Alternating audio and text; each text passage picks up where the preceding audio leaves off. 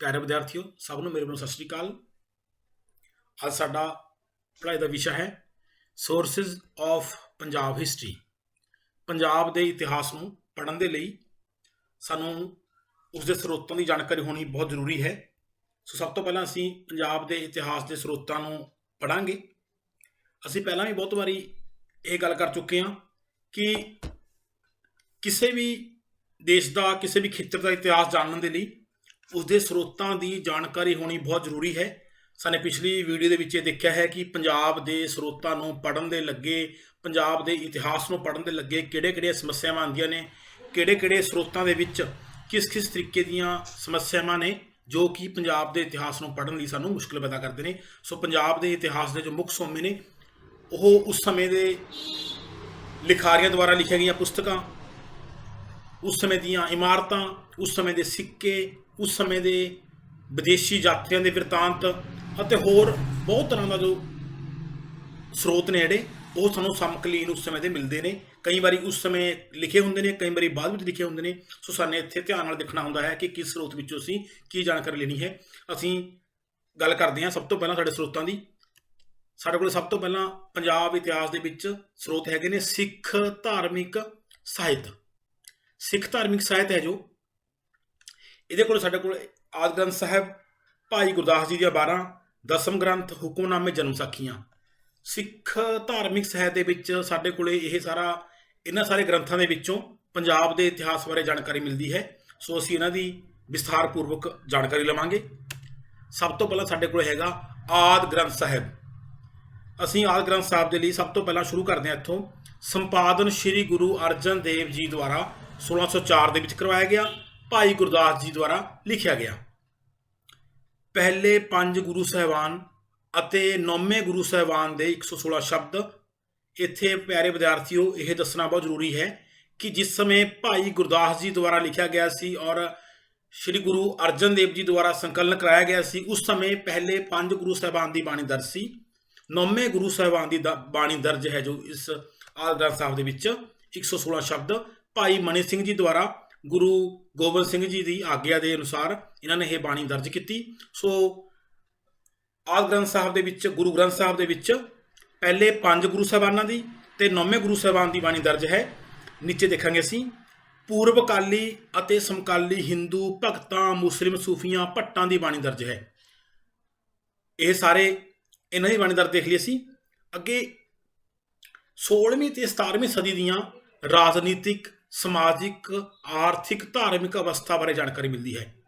ਪਿਆਰੇ ਵਿਦਿਆਰਥੀਓ ਮੈਂ ਇਹ ਗੱਲ ਤੁਹਾਨੂੰ ਦੱਸਦਾ ਇੱਥੇ ਕਿ ਆਦਿ ਗ੍ਰੰਥ ਸਾਹਿਬ ਦੇ ਵਿੱਚ ਗੁਰੂ ਸਾਹਿਬਾਨਾਂ ਦੀਆਂ ਜਾਂ ਫਿਰ ਉਸ ਸਮੇਂ ਦੇ ਹਿੰਦੂ ਭਗਤਾਂ ਦੀਆਂ, ਮੁਸਲਿਮ ਸੂਫੀਆਂ ਦੀਆਂ, ਭੱਟਾਂ ਦੀਆਂ ਜੀਵਨ ਦੀਆਂ ਘਟਨਾਵਾਂ ਦਰਜ ਨਹੀਂ ਹੈਗੀਆਂ। ਇਹਦੇ ਵਿੱਚ ਉਹਨਾਂ ਦੀ ਫਿਲਾਸਫੀ ਹੈ। ਸੋ ਇਹ ਸਾਨੂੰ ਧਿਆਨ ਦੇ ਨਾਲ ਪੜ੍ਹਨ ਦੇ ਨਾਲ ਇਹਦੇ ਵਿੱਚੋਂ ਬਹੁਤ ਜੋ ਇਤਿਹਾਸ ਬਾਰੇ ਜਾਣਕਾਰੀ ਮਿਲਦੀ ਹੈ। 16ਵੀਂ 17ਵੀਂ ਸਦੀ ਦੇ ਅਸੀਂ ਦੇਖਿਆ ਹੈ ਕਿ ਇਤਿਹਾਸ ਬਾਰੇ ਸਾਨੂੰ ਜਾਣਕਾਰੀ ਮਿਲਦੀ ਹੈ। ਇਸ ਤੋਂ ਅਗਲੇ ਗ੍ਰੰਥ ਬਾਰੇ ਅਸੀਂ ਦੇਖਾਂਗੇ ਭਾਈ ਗੁਰਦਾਸ ਭੱਲਾ ਦੀਆਂ 12। ਭਾਈ ਗੁਰਦਾਸ ਜੀ ਦੀਆਂ 12 ਗੁਰੂ ਅਮਰਦਾਸ ਜੀ ਦੇ ਭਰਾ ਸ਼੍ਰੀ ਦਤਾਰ ਚੰਦ ਭੱਲਾ ਜੀ ਦੇ ਸਪੁੱਤਰ ਸੀ। ਇਹ ਤੀਸਰੇ ਗੁਰੂ ਅਮਰਦਾਸ ਜੀ ਸੀ। ਚੌਥੇ, 5ਵੇਂ, 6ਵੇਂ ਗੁਰੂ ਸਾਹਿਬਾਨ ਦੇ ਸ਼ਰਧਾਲੂ ਰਹੇ।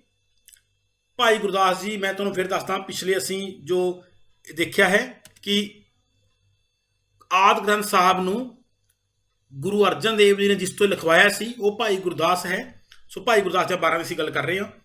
ਉੱਚ ਕੋਟੀ ਦੇ ਕਵੀ ਸੀ ਇਹ। 39 ਵਾਰਾਂ ਦੀ ਰਚਨਾ ਕੀਤੀ ਇਹਨਾਂ ਨੇ।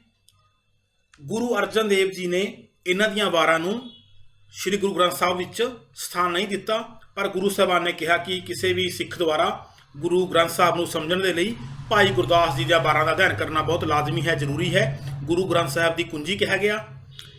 ਇਹਨਾਂ ਦੀ ਜੋ ਪਹਿਲੀ ਵਾਰ ਹੈ ਔਰ 11ਵੀਂ ਵਾਰ ਹੈ ਬਹੁਤ ਮਹੱਤਵਪੂਰਨ ਨੇ। ਪਹਿਲੀ ਵਾਰ ਵਿੱਚ ਗੁਰੂ ਨਾਨਕ ਦੇਵ ਜੀ ਦੇ ਜੀਵਨ ਬਾਰੇ ਅਤੇ 11ਵੀਂ ਵਾਰ ਦੇ ਵਿੱਚ 6 ਗੁਰੂ ਸਾਹਿਬਾਨਾਂ ਦੇ ਸਿੱਖਾਂ ਬਾਰੇ, ਉਹਨਾਂ ਦੇ ਸਥਾਨਾਂ ਬਾਰੇ ਤੇ ਉਹਨਾਂ ਦੇ ਗੋਤਰਾਂ ਬਾਰੇ ਜਾਣਕਾਰੀ ਦਿੱਤੀ ਗਈ ਹੈ। ਅਸੀਂ ਇਸ ਤੋਂ ਅੱਗੇ ਦੇਖਾਂਗੇ ਵਿਦਿਆਰਥੀਓ ਦਸਮ ਗ੍ਰੰਥ ਸਾਹਿਬ। ਦਸਮ ਗ੍ਰੰਥ ਅਸੀਂ ਦਸਮ ਗ੍ਰੰਥ ਬਾਰੇ ਜਾਣਾਂਗੇ। ਗੁਰੂ ਗੋਬਿੰਦ ਸਿੰਘ ਜੀ ਅਤੇ ਉਹਨਾਂ ਦੇ ਦਰਬਾਰੀ ਕਵੀਆਂ ਦੀਆਂ ਰਚਨਾਵਾਂ ਦਾ ਸੰਗ੍ਰਹਿ। ਇਹਦੀ ਰਚਨਾ ਕੀਤੀ ਸੀ ਭਾਈ ਮਨੀ ਸਿੰਘ ਜੀ ਨੇ।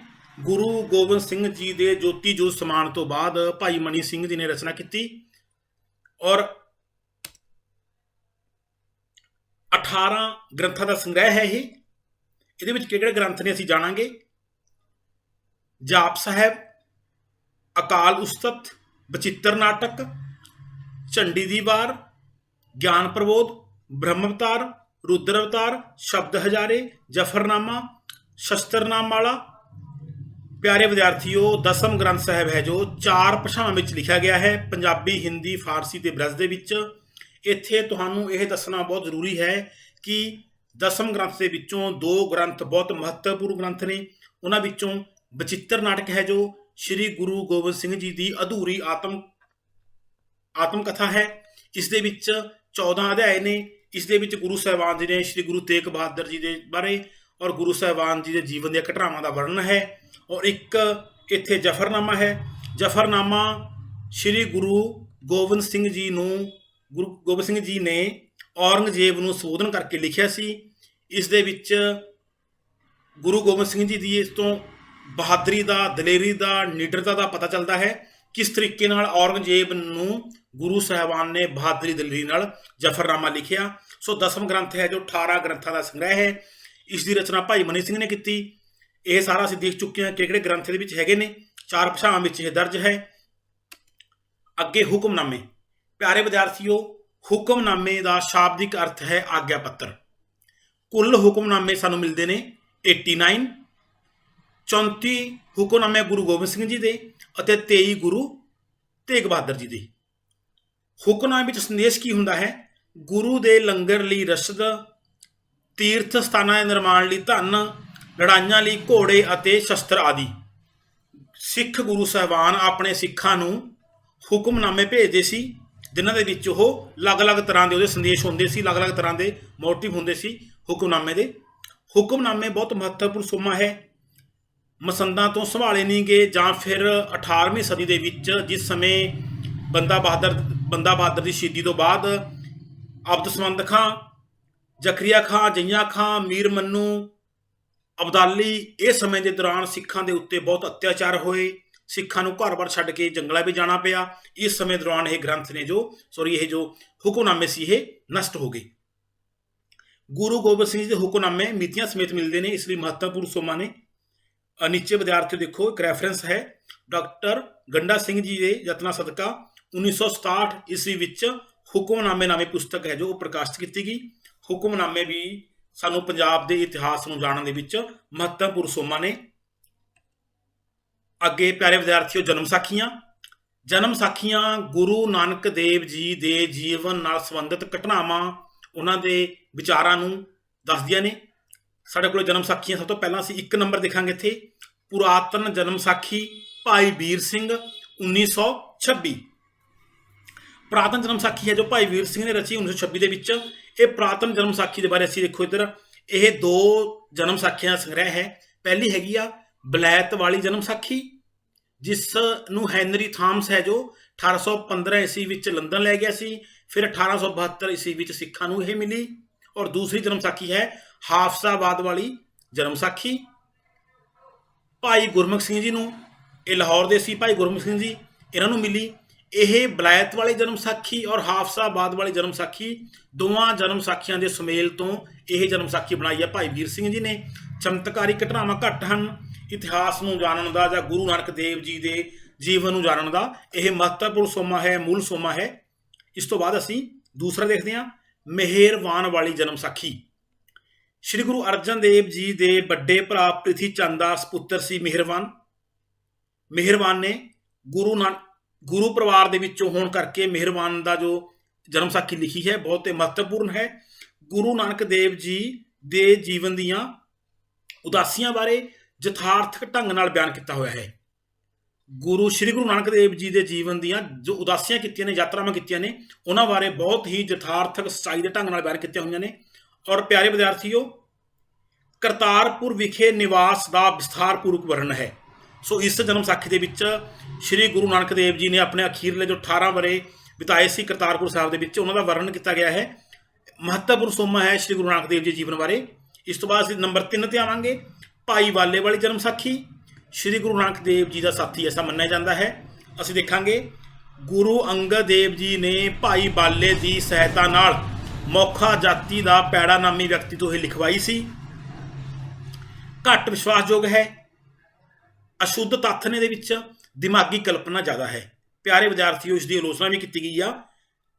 ਬਹੁਤ ਸਾਰੇ ਇਤਿਹਾਸਕਾਰਾਂ ਦਾ ਮੰਨਣਾ ਹੈ ਕਿ ਭਾਈ ਬਾਲਾ ਨਾਮੀ ਜੋ ਵਿਅਕਤੀ ਹੈ ਉਹ ਕੋਈ ਸਾਥੀ ਨਹੀਂ ਸੀ ਗੁਰੂ ਨਾਨਕ ਦੇਵ ਜੀ ਦਾ। ਐਸਾ ਮੰਨਿਆ ਜਾਂਦਾ ਹੈ ਕਿ 1658 ਈਸਵੀ ਵਿੱਚ ਹਿੰਦਾਲੀਆ ਨੇ ਲਿਖਵਾਈ ਸੀ, ਜਿਸ ਦੇ ਵਿੱਚ ਗੁਰੂ ਸਾਹਿਬਾਨ ਦੀ ਸ਼ੋਭਾ ਨੂੰ, ਗੁਰੂ ਸਾਹਿਬਾਨ ਦੇ ਕੰਮਾਂ ਨੂੰ, ਉਹਨਾਂ ਨੂੰ ਘੱਟ ਕਰਨਾ।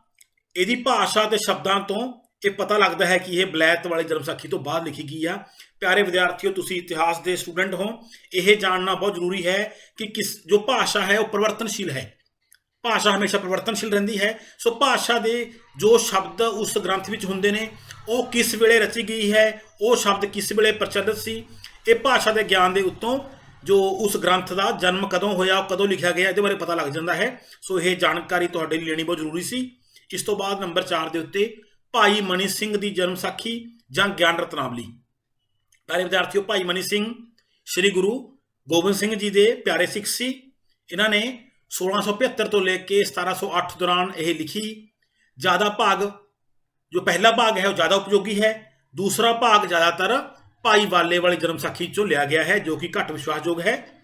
ਸੋ ਪਿਆਰੇ ਵਿਦਿਆਰਥੀਓ, ਜਨਮ ਸਾਖੀਆਂ ਸਾਨੂੰ ਪੰਜਾਬ ਦਾ ਇਤਿਹਾਸ ਜਾਣਨ ਦੇ ਲਈ, ਸ਼੍ਰੀ ਗੁਰੂ ਨਾਨਕ ਦੇਵ ਜੀ ਦੇ ਜੀਵਨ ਬਾਰੇ ਸਾਨੂੰ ਜਾਣਨ ਦੇ ਲਈ ਬਹੁਤ ਮਹੱਤਵਪੂਰਨ ਸੋਮਾਂ ਨੇ। ਅਸੀਂ ਇਸ ਤੋਂ ਅੱਗੇ ਦੇਖਾਂਗੇ। ਨੰਬਰ 2 ਦੇ ਉੱਤੇ ਸਾਡੇ ਕੋਲੇ ਜੋ ਪੰਜਾਬੀ ਹਿੰਦੀ ਦੀਆਂ ਇਤਿਹਾਸਿਕ ਅਤੇ ਅਰਧ ਇਤਿਹਾਸਕ ਰਚਨਾਵਾਂ ਨੇ, ਇਹ ਗੁਰਮੁਖੀ ਲਿਪੀ 'ਚ ਲਿਖੀਆਂ ਗਈਆਂ ਨੇ। ਪਿਆਰੇ ਵਿਦਿਆਰਥੀਓ, ਉੱਪਰ ਇਹ ਰਚਨਾਵਾਂ ਦੇ ਨਾਮ, ਲੇਖਕ ਤੇ ਸਮਾਂ, ਇਹ ਕੀ ਇਹਦੇ ਵਿੱਚ ਬਿਰਤਾਂਤ ਹੈ, ਵਿਸ਼ੇਸ਼ ਕਥਨ ਹੈ, ਅਸੀਂ ਇਸ ਨੂੰ ਧਿਆਨ ਨਾਲ ਦੇਖਾਂਗੇ। ਸਭ ਤੋਂ ਪਹਿਲਾ ਗ੍ਰੰਥ ਸਾਨੂੰ ਮਿਲਦਾ ਹੈ ਗੁਰਸ਼ੋਭਾ। ਗੁਰਸ਼ੋਭਾ ਹੈ ਜੋ ਇਹ ਸੈਨਾਪਤ ਨੇ ਲਿਖਿਆ। ਸ਼੍ਰੀ ਗੁਰੂ ਗੋਬਿੰਦ ਸਿੰਘ ਜੀ ਦੇ ਪ੍ਰਸਿੱਧ ਕਵੀ ਸੀ। ਇਹ 1741 'ਚ ਲਿਖਿਆ। ਗੁਰਸ਼ੋਭਾ ਦੇ ਵਿੱਚ ਕੀ ਦਰਜ ਹੈ? 1699 ਈਸਵੀ ਤੋਂ 1708 ਤੱਕ ਦੇ ਇਤਿਹਾਸਿਕ ਘਟਨਾਵਾਂ ਦਾ ਅੱਖੀ ਡਿੱਠਾ ਹਾਲ ਹੈ। ਇਹਦੇ ਵਿੱਚ ਗੁਰੂ ਗੋਬਿੰਦ ਸਿੰਘ ਜੀ ਦੇ ਅੰਤਲੇ ਜੋ 8-9 ਵਰੇ ਸੀ ਉਹਦਾ ਮਹੱਤਵਪੂਰਨ ਸੋਮਾ ਹੈ। ਸਮਕਾਲੀ ਸੋਮਾ ਹੋਣ ਕਰਕੇ ਗੁਰਸ਼ੋਭਾ ਦੇ ਵਿੱਚੋਂ ਬਹੁਤ ਹੀ ਮਹੱਤਵਪੂਰਨ ਜਾਣਕਾਰੀ ਮਿਲਦੀ ਹੈ ਤੇ ਇਹ ਬਹੁਤ ਮਹੱਤਵਪੂਰਨ ਸੋਮਾ ਹੈ। ਸਿੱਖਾਂ ਦੀ ਭਗਤਮਾਲਾ ਭਾਈ ਮਨੀ ਸਿੰਘ ਜੀ ਨੇ 18ਵੀਂ ਸਦੀ ਪੂਰਬ ਅਰਧ ਵਿੱਚ ਰਚੀ। ਗੁਰੂਆਂ ਦੇ ਜੀਵਨ, ਪ੍ਰਮੁੱਖ ਸਿੱਖਾਂ ਦੇ ਨਾਮ, ਜਾਤੀਆਂ ਤੇ ਉਹਨਾਂ ਦੇ ਨਿਵਾਸ ਸਥਾਨ, ਸਮਕਾਲੀ ਸਮਾਜਿਕ ਅਵਸਥਾ ਬਾਰੇ ਦੱਸਿਆ ਹੈ।